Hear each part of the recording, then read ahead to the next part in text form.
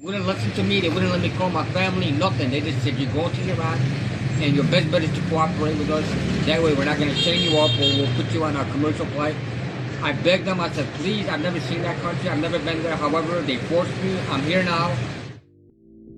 The eyes of the nation have been on Metro Detroit, as this is where Chaldean Christian Jimmy Al-Daoud was picked up for deportation to Iraq. The 41-year-old Oakland County man came to the United States legally as a baby, but as an adult dealt with health issues like diabetes and schizophrenia. He also had numerous problems with the law, which got him the attention of the federal government. A couple of months after his deportation, Jimmy died in the Iraqi city of Najaf. But the story goes deeper and beyond Mr. Al-Daoud. Although the media attention is on the Mexican border and talk of the wall, it's Michigan that has been the incubator for the U.S. government's recent policies and practices on deportation. And the first group to deal with mass roundups was the Chaldean community, based mostly in suburban Oakland and Macomb County. So joining me is Clarence Das. He's a lawyer who personally dealt with more than 25 of these kinds of cases. We have an interesting conversation on something that is dividing the nation, immigration, and with a very local angle. I'm Jer Stays, and this is your Daily Detroit, recorded on Tuesday, August 13th, 2019.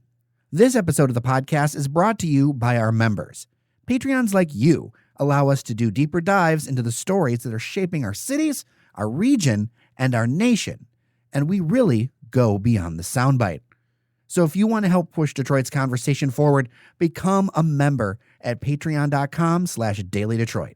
And thank you. Joining me in the Podcast Detroit studio is Clarence Das. Welcome to Daily Detroit. It's great to be here. Good to see you. So you have a really interesting view on what's been happening with deportations, with the Chaldean community. So I wanted to have you in and kind of talk about a little bit more in depth, what are things happening in the ground. But before we get started, I'd like to, in your words, kind of set the table for what is the Chaldean community and exactly how large is it in Michigan? Where do they live? Like, give people a snapshot for folks that don't know. Sure. So the Chaldean community, really the short answer to it is that they originated out of what is present-day Iraq, and they are the Catholic Christian minority from that region. The history is Mesopotamia was once this big mass on the map, and Mesopotamia split into several villages over the years, and the Chaldeans really were the inhabitants of that village.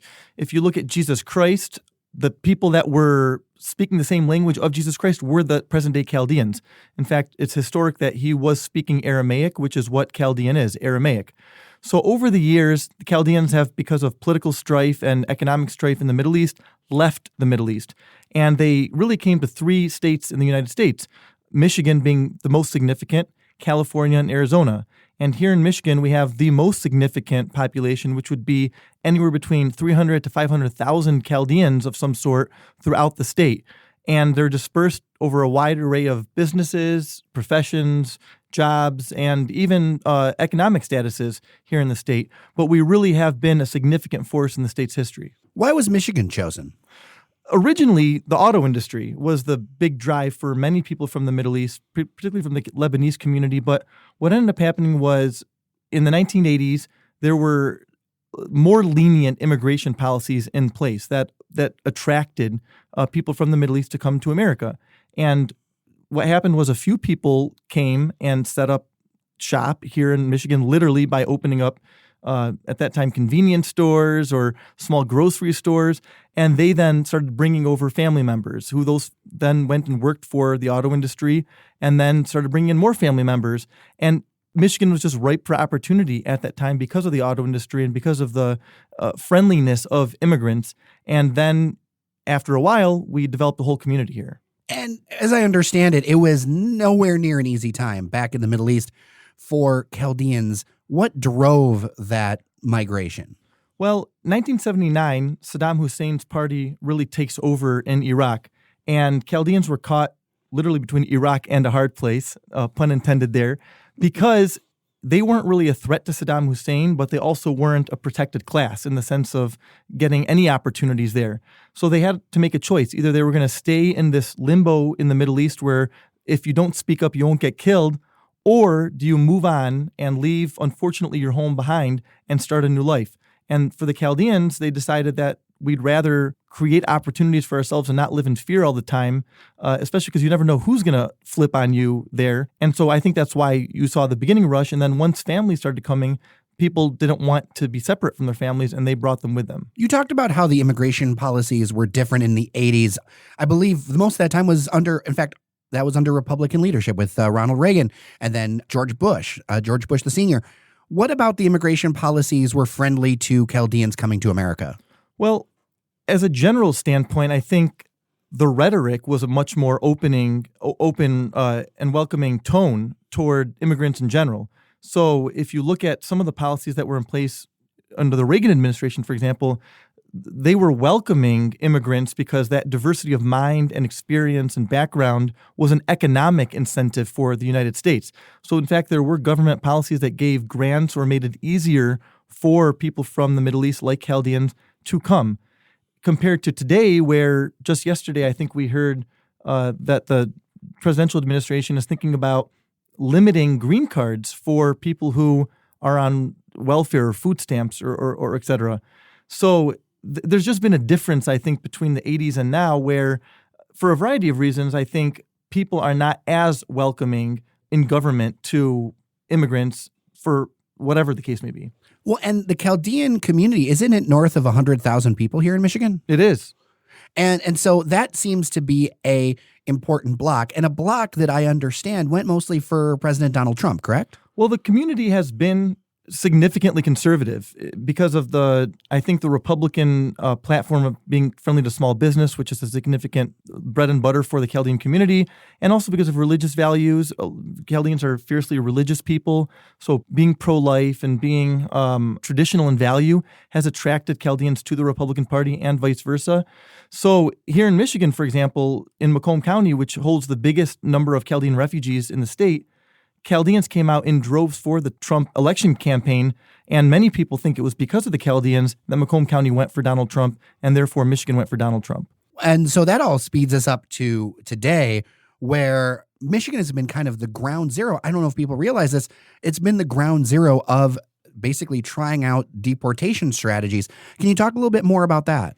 Sure. When the president was elected, there was talk of deportation. That was sort of what his platform was, that we would be rounding up quote unquote illegals and people who shouldn't be here, et cetera. The first time that actually happened en masse was in June of 2017 here in Metro Detroit, where across Oakland, Macomb, and Wayne County, about 114 Chaldeans were rounded up en masse, literally on a Sunday morning, some from church, some from hospital beds, some from family homes, and arrested, put on a bus without explanation of where they were going, and taken to a private facility in Youngstown, Ohio, owned by ICE, and then got ready to be deported. It was only until a bunch of lawyers, me included, stepped in and raised significant awareness about it and started using some legal muscle that we were able to stop that process. But this was one of the first exercises of mass deportations in the United States. And so how many cases have you handled personally? So in the past 2 years, I've probably come across 25 individuals that I've worked with in depth, but I've probably talked to at some point upwards of 50 to 100 families over the past 2 years that are dealing with some strain of the deportation crisis. So let's talk about why they're in this predicament. What about their cases brought them to the attention of the government to be looked at for deportation? It's a great question, and it's unique because the Chaldean community has been out talking about this and having to explain why it is that this particular community was targeted for deportation. The majority of these people, in fact, all the 114 that were arrested in 2017, had entered legally into the United States at some point, some as early as 6 months old, babies even, and came to the United States. At some point, these people unfortunately committed a crime. And under immigration law, if you commit a crime of moral turpitude, that's the legal jargon for what gets you deported. What does that mean? It basically means one of the crimes that the immigration code says is bad enough to get deported. So there's a whole list of crimes that the immigration law says are crimes of moral turpitude. And if you commit one of these, you're deportable. So what happened with this group of people is they commit a crime that happened to be a crime of moral turpitude, and they had a green card, which was then rescinded. So then, instead of becoming a permanent legal resident, they were basically with no status in the United States. The reason nothing happened back then was because Iraq was in constant state of war. They could have been deported back then, but to deport them to what? To a 2003 invasion or constant theocracy changing over and over again. So it's been the policy of the United States not to deport anyone to Iraq until 2017. So that kind of leads me to, has there been any program to get these folks from, say, a green card to citizenship? Is there any steps that are possible for that before we get into what's happened today? Or is that a support that didn't exist? Well, back then, prior to 2017, the one mistake I think the majority of these people made was they could have appealed those decisions to remove their green card, but they believed they were never going to get deported. So in fact, they rested on their laurels with that belief, thinking, I'm never going to get deported. This is never going to actually happen to anyone. No one's going to take me and send me back to a war zone. So they didn't act on it. They could have back then tried to reopen their case or appeal their final orders of deportation. What's happened since 2017 for the group of people that are deportable is that many immigration attorneys and criminal defense attorneys have been able to reopen their cases, whether at the local court where the crime was originally committed or at the immigration court, to give them a chance to be heard and to potentially cancel their deportation. So 2017 hits, and as I understand it, there's a roundup. That's exactly what it was. It was early morning on a Sunday in 2017 in June, where ICE, Immigration and Customs Enforcement, went to various targeted places where they believed the individuals they wanted to deport were. And again, some of those were churches, restaurants, families, even in a hospital in a particular case, arrested the person, primarily men, took them, put them on a bus, and sent them to this ICE facility. This is now something that ICE is doing on the regular, but not just in the Chaldean community, right? Correct. And after the Chaldean raid happened, we ended up seeing a raid of Chinese restaurants in Michigan. That was about a couple weeks later. And then we ended up hearing about a fake university that was created in Novi, where the government had lured immigrants in and then en masse deported those people. And then you heard about Mexican Town and Hispanics being rounded up for deportation. And then you started hearing about these things nationally happening, but it really took place in major effect here in Detroit first. So one of the reasons you're sitting in the studio and we're talking about this is that this is back in the news with the case of Jimmy Al-Daoud. He was deported to Iraq. He also had a series of medical and mental issues. Not only did he have diabetes, but apparently he was schizophrenic, and he got picked up and sent to Iraq. I understand without much opportunity to contact anyone before he left the country. He died in short order in that country, which, to be clear, it's not like Iraq has turned around to some sort of, peaceful place. There's still a lot of strife there. Constant strife. And throughout the whole Middle East, I would say, particularly if you're a Christian, you are a minority. And if you're a Christian that left and has now come back, you're now not only a minority, but you're an expatriate. And so people are looking at you like you are a traitor to the country. Wow. So let's talk a little bit about Jimmy's situation and what we've kind of gotten into today, because it's made a lot of headlines. It's also started a lot of debate, because Jimmy is somebody who I feel like, doing research on this, fell through multiple sets of cracks in the system. Not only does Michigan have very little support in mental health, as somebody myself who my own family has dealt with mental health issues, Michigan has almost no supports with that. So if you're dealing with mental health issues and you don't have money and your family doesn't have money,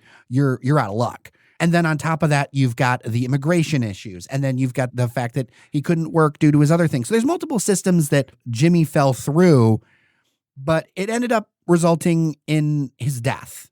And I think that's gotten a lot of people talking. Why did, as you understand it, why did Jimmy get deported? And why should somebody like him not be deported? Because if you look at the reports, say more than 20 crimes, why should he not be deported? Well, you make a very good point regarding what I've been calling the perfect storm that Jimmy really was at the center of. It's the sort of triangle of mental health, past crimes, and being a minority, essentially, an undocumented minority. And those three things kind of came together, and he's been in treatment for several years in the United States and in Michigan. He's been trying to get it under control, but when you have crimes on your record, you can't get grants, and you can't get loans, and you can't get housing, and you can't get certain jobs, etc. If you have criminal convictions, well, then that leads to no ability to pay for mental health treatment privately. So then you're not being treated for your mental health. And when you're not being treated for your mental health, you're out doing other bad things because your mental health is controlling that. So you're out committing more crimes. And when you're out committing more crimes, ICE is looking at you and saying you're deportable because you're committing more crimes. So that's the triangle, the perfect storm that Jimmy was in. And what ended up happening was, because of how ICE operates and how law enforcement generally operates, they don't give you a heads up as to when they're going to come get you. So at some point, they determined that it was time for him, even though there were cases pending and things going on, that they were going to take him. And in fact, they deported him unannounced and dropped him off in a place in Iraq called Najaf, which is a primarily Muslim-oriented city that was, in fact, one of the hotbeds of the 2003 war. So you now have a Christian, in fact, he had a tattoo on his wrist, being deported to Iraq.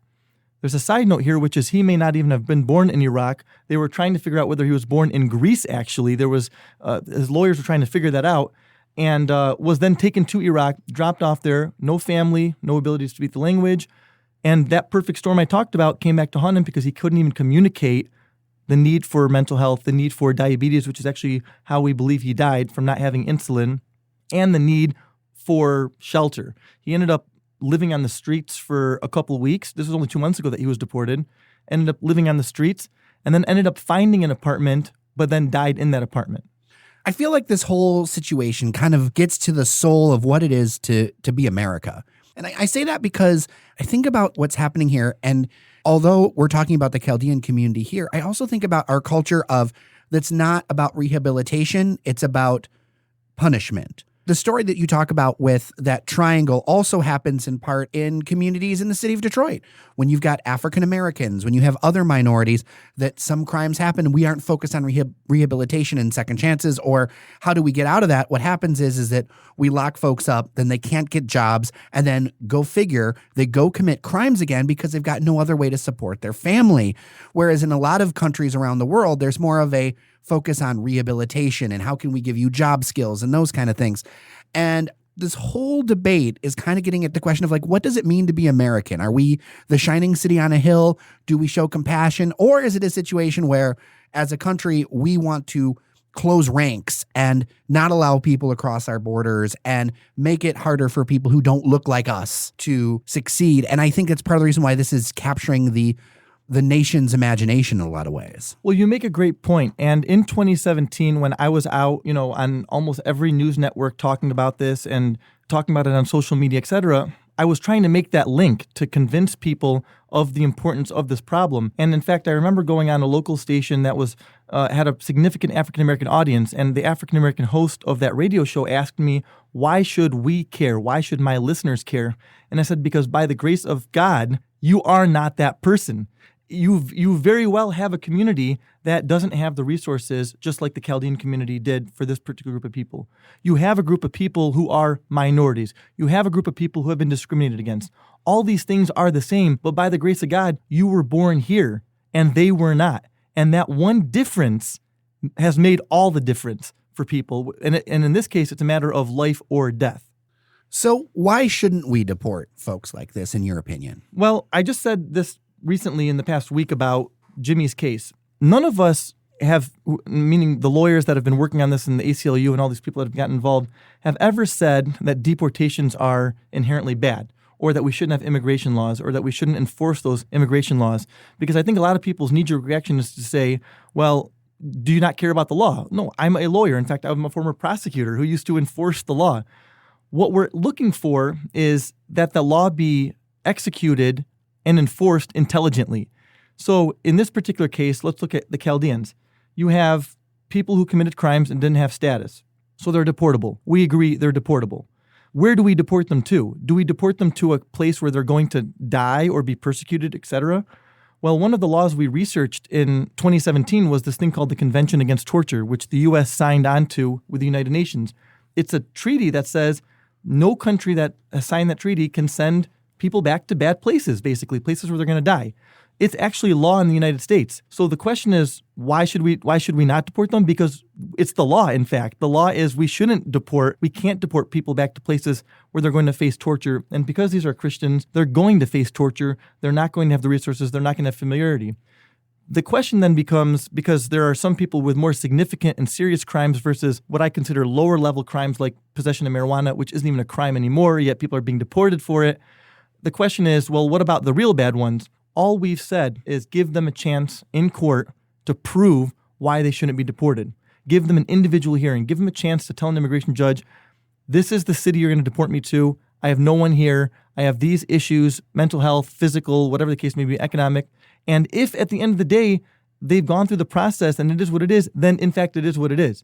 But we shouldn't just rush to judgment. We shouldn't just round people up and send them away, because when you do that, you end up with the Jimmy Al-Daoud situation where he was deported to Iraq when he could have been deported to Greece, but we didn't look enough.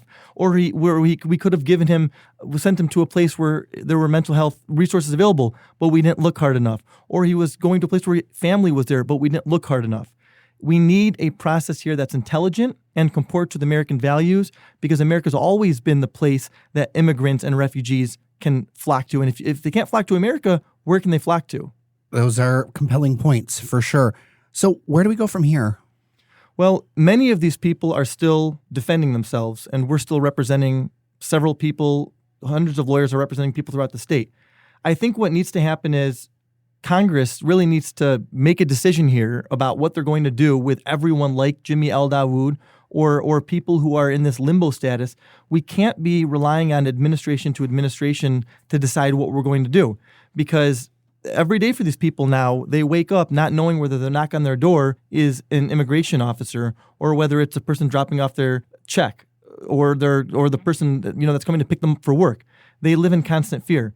There's 2 congressmen that have proposed here in Michigan a bipartisan resolution to stop the particular deportation of Chaldeans until things change in the Middle East. That's Congressman Andy Levin and a guy named Congressman Muhlenar, who's in Midland. But I think there needs to be a national conversation here, and a serious one, not one that's based on political dog whistling and, red meat, one that really says we have a problem here. What do we do with our neighbors? Many of the people who have lived among us for 30 or 40 years, what do we do? And I think if we have that conversation, and I've always said, I think if the president himself knew that Christians were being rounded up. I mean, he tweeted about it.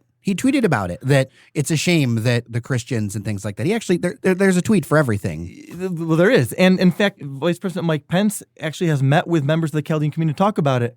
But I think if we have that long conversation, that prolonged conversation, we're going to get somewhere that's better than where we are right now. Because where we are right now is a very scary, difficult, precarious place where people's life is hanging in limbo every single day. The thing I get terrified most about the future of our country is that we've lost the ability to have dialogue. It becomes a situation where everything goes into, even if you look at the Democratic debates, and I understand it was 20 candidates and you have to do what you have to do, but you can't answer healthcare in 15 seconds. You can't answer immigration in 30 seconds. None of these issues that face our country are about tweets. They're not in tweet-sized chunks. We need to get to a place where we can have dialogues, whether we agree or disagree, but look at what is a practical, intelligent solution for these problems and get away from the rhetoric of, well, it's all this or it's all that, because the real world is gray. It is not one side or the other. I don't know how you feel about that as a lawyer, but. Well, I could not agree more. And there's a side story to this from a personal standpoint. I was actually fighting cancer while I was fighting for these cases. I had very serious cancer. I had stage 4 colon cancer while I was fighting for a lot of these cases. And a newspaper article came out that had the headline, when I finally announced I had cancer, "Lawyer who defended immigrants secretly fought cancer," or something. And then I went to the comments section, which you should just never do when you're in a newspaper article. And this is why we've disabled the comment section on Daily Detroit. I think that's a great thing to do. So I went to this comment section, and it's this whole story about me fighting cancer and me fighting for these particular individuals. And the comments were so nasty to me for fighting for immigrants that they completely missed the whole point of that particular story. And I just remember thinking to myself, we've gotten so far past basic humanity, basic human decency, that we instead focus on, again, this red meat type stuff rather than things that make us all very similar. which are the American values that we all kind of fight for. Chaldeans particularly, who have been starting small businesses and raising families and going to church and doing all these things that would fit the conservative model, is being lost in the conversation because you can't even write a Facebook post nowadays without having somebody come out and heckle you and it turn into a completely side-strained conversation. All you got to do is get a bucket of popcorn at that point and sit back because everyone's just fighting with each other. It's really a problem. For sure. Clarence Das, thank you so much for coming to Daily Detroit. My honor.